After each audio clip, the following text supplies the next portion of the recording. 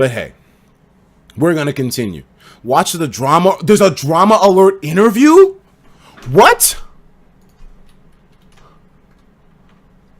Really? An interview with who? That thumbnail's...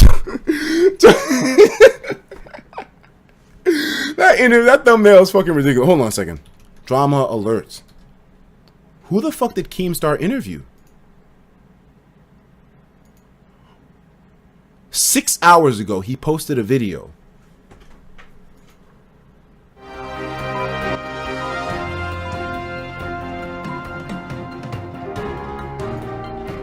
What the fuck? What is up, Trouble Alert Nation? I'm your host, Killer Keemstar. Let's get right into the news. Now, guys, normally we go to the address of their enemy. One of the teams dared the other team to go ahead and swat him. He said, please try some shit. I'll be waiting, posting this address. I'll have you in prison for 5 years, buddy. Casey already gave me all the proof I need. So once the other team got that address, they didn't do the swatting themselves, but they sent it to a known swatter, a hacker who's been swatting Call of Duty pros and who has been putting in bomb threats to the last MLG event earlier this month. This dude he's a beast. He's been doing this shit for fucking how long now? Someone who's just a repeating swatter, a habitual swatter. Bomb threats? SWAT calls on people's cribs? Streamers? Call of Duty profilers? What the fuck? They sent it to a swatter known as Swattastic. And once Swattastic got this address, he called in a fake hostage situation to that address with the police. And when the police showed up, they shot and killed a 28-year-old father who had nothing to do at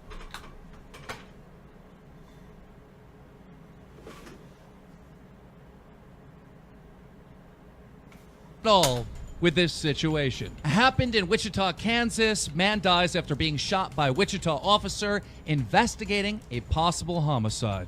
The local news, known as the Wichita Eagle, interviewed the family to find out exactly what took place. Here is that interview. Roll it. I know I had seen the red and blue lights flashing in my window. I heard my son scream. I got up, and then I heard a shot. And as I was walking by, this door was open. The police said, "Come out with your hands up." They took me, my roommate, and my granddaughter, who witnessed the shooting and had to step over her dying uncle's body, to come.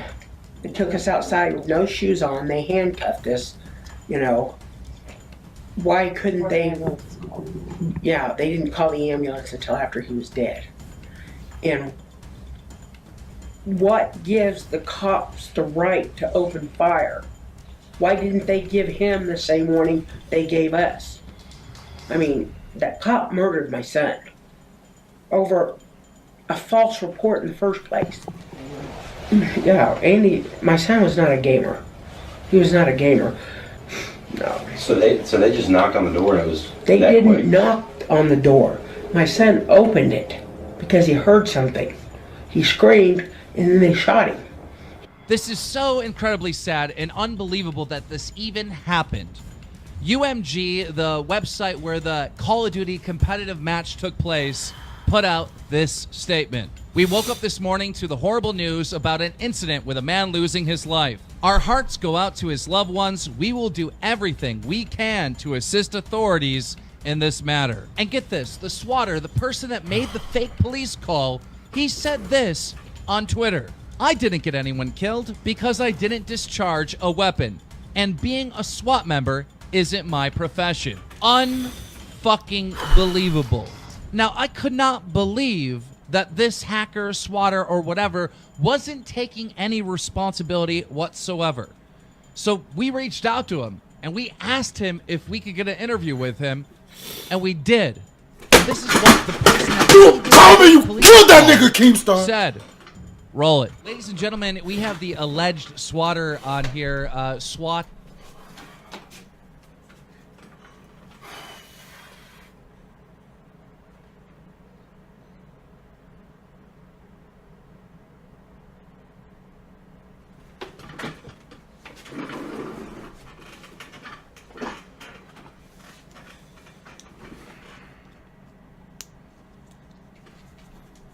Statistic. So you were involved in this swatting where the 28-year-old man was shot and killed, correct? Allegedly, I was involved. Allegedly. Well, you took responsibility on Twitter, and then your Twitter got suspended, right? I changed my username. Someone took the username, and that username got suspended. My account never got suspended. Okay, so what happened in this situation? You were playing a competitive match? I was minding my own business at the library. Someone contacted me and said, "Hey, dude, this fucking retard just gave me his address, and he thinks nothing's gonna happen. You wanna, prove him wrong?" And I said, "Sure. I love swatting kids who think that nothing's gonna happen." And then I followed the kid that he wanted me to swat, and the kid that he wanted me to swat sent me a DM saying, he basically messaged me with an address saying, well, I'm waiting for you to do something, pussy, this and that. And then, an attempt was made to swat that address. So you swatted that address, correct? Sure. Okay, Right. so you swatted the address, you put in the fake hostage situation, correct? Yep. And then this guy gets killed. That's what happened, I guess. And you said you said this on Twitter. You said, "I didn't get anyone killed because I didn't discharge a weapon, and being on a SWAT member isn't my profession." So do you I take did read that. right? Do you take any responsibility for what happened? The argument can be made that the police would have never showed up if I didn't make the call. However, I don't believe that I'm the only guilty party involved in this whole.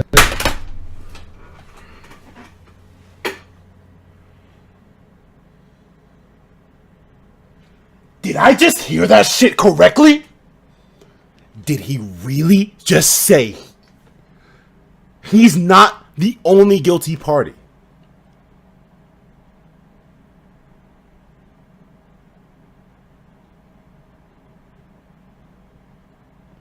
Did I really just hear that shit correctly? Considering I was contacted and, it almost instructed to SWAT and taunted to SWAT an address. I mean, of course, if That doesn't mean you have to do it. you want to, I mean, you could say that, of course, I was involved. However, I mean, other people were Involved! You killed him! involved. I mean, yeah, the call was made by me, but as far as the whole incident, I could can't. point the finger at numerous. I am gonna fucking break something if I hear any more of this fucking trash talking about this. I'm fucking done.